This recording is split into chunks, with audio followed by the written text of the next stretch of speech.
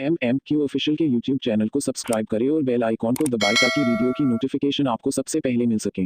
नाज़रीन अस्सलामु अलैकुम वरहमतुल्लाहि वबरकातुहू। शेख अब्दुर्रहमान अस्सुदैस आलम इस्लाम की वो अज़ीम शख्सियत है कि जिस शख्सियत को पूरी दुनिया के मुसलमान अपनी पेशानी का झूमर समझते हैं और उनको इज़्ज़त, आज़मत और एहतराम की नज़र से देखते हैं।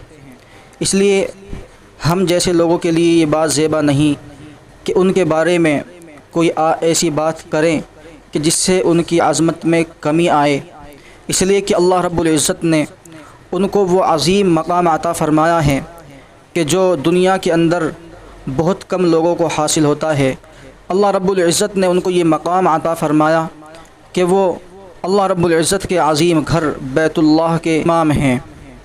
लेकिन अभी उनकी तरफ़ से दिया गया हालिया ख़ुतबा, जिसमें उन्होंने इसराइल के यहूदियों के साथ हुस्न सलूक और मामलात को मामूलात के मुताबिक कायम करने के बारे में जो ख़ुतबा दिया है, उसने मुसलमानों के दिल को ज़ख्मी कर दिया है।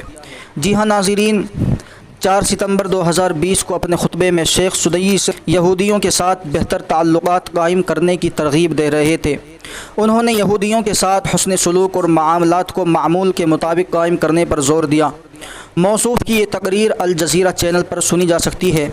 अब्दुर्रहमान अस्सुदैस बज़ाहिर कमाल चालाकी से यहूदियों से हुस्न मामले की नबवी मिसाल खालिस एक ज़ाविये से पेश की है, जो कि दर हकीकत सऊदी सल्तनत के सहयूनी थिंक टैंक की तरफ से दरबारी मौलवियों को लिख कर दिया जाता है। उन दरबारी उलमाए सू की हैसियत इतनी ही होती है कि वो ज़ालिम हुक्मरानों की तरफ से कागज़ पर लिख कर दिए गए अल्फाज में एक हर्फ का इजाफ़ा नहीं कर सकते।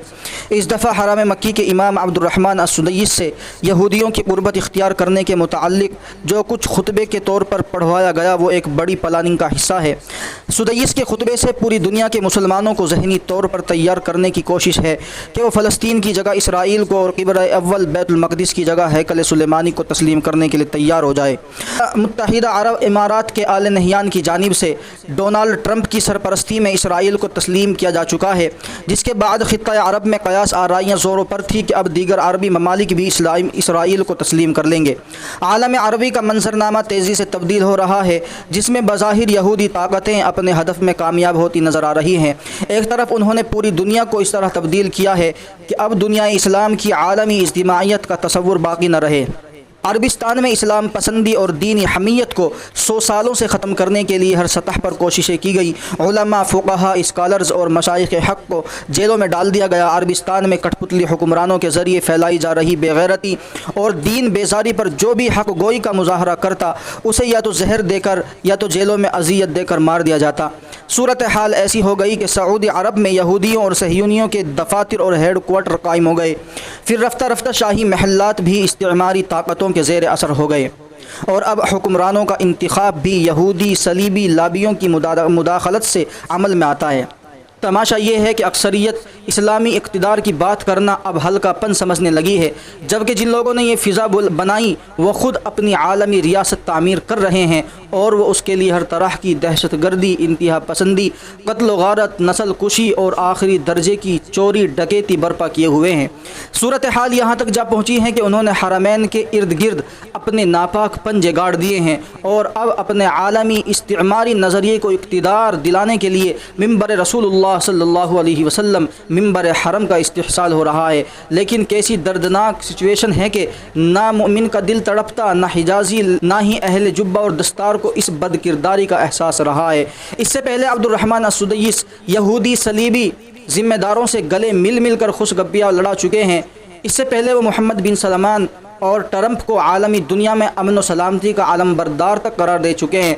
वो मिंबर हरम से मोहम्मद बिन सलमान जैसे सहयूनियत नवाज़ दीन इस्लाम में तहरीफ़ करने वाले हुक्मरान के लिए सहाबा किराम वाली सिफ़ात बयान कर चुके और अब ये शख्स उलमाए सू की बेबाक तर्जमानी करते हुए यहूदियों यानी इसराइल से हुस्न मामले की तरग़ीब दे रहा है। ये सिर्फ़ फ़लस्तीनी आवाम से गद्दारी और मस्जिद अक़सा का घिनौना सौदा ही नहीं, बल्कि दरअसल कुरानी आयात और अहादीस नबविया को मश्क करने वाला अमल है।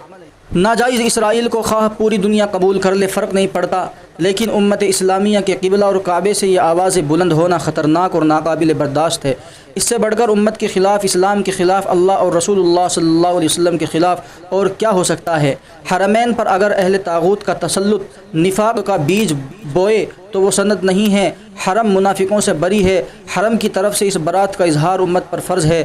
اگر امت میں ایمانی حریت باقی ہے، اگر سدیس صاحب کے اس بیانیے کو پوری سختی سے دنیا کے ہر کونے کے علماء، فقہاء اور مفتیان کی طرف سے مسترد کیا جائے تو امید ہے کہ آنے والے فتنے کا زور کچھ کم ہو جائے، ورنہ آنے والے دنوں میں اس بیانیے کے سنگین نتائج پر شرمانے سے کچھ حاصل نہیں ہوگا۔ وہ اسلام کی قرآنی روح کو مسخ کر رہے ہیں۔ وہ نبی صلی اللہ علیہ وسلم کے فرامین اور اصولوں میں حرمین سے تحریف کر رہے ہیں۔ کیا یہ صورتحال نہیں جھنجھوڑتی کہ ظالموں کا لشکر شہرگ اسلام سے کس قدر قریب ہو رہا ہے؟ اللہ کے دین کو آپ کی ضرورت بالکل نہیں ہے، لیکن ابھی بھی فضولیات میں وقت ضائع کرنے والا مسلمان کیسی محرومی سے دوچار ہے۔ محترم ناظرین، ویڈیو پسند آنے پر ویڈیو کو لائک کریں، شیئر کریں، اور اس بیان کے بارے میں آپ کی کیا رائے ہیں کمنٹ باکس میں لکھ کر پیش کریں۔ السلام علیکم ورحمۃ اللہ وبرکاتہ۔